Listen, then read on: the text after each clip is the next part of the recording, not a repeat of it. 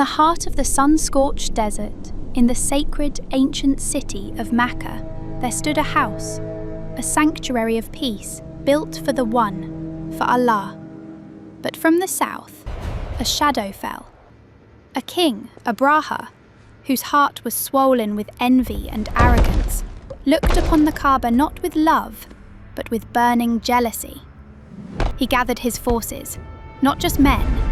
He commanded a legion of giants, an army of elephants, a thundering tide of flesh and fury, born to crush all that stood in its path. And so they marched. The earth itself groaned under their weight. Mecca was in their sights. The house of Allah was in their path.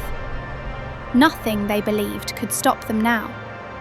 The soldiers pushed, they shouted, but the great elephant refused to be an instrument of destruction.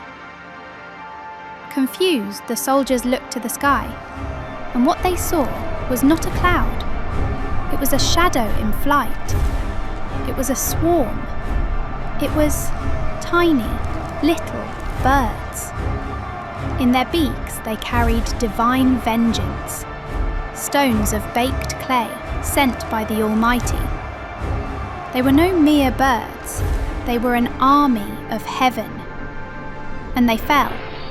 The great elephants, the proud soldiers, the arrogant king, all of them turned to nothing. An army of giants laid low by the smallest of creatures.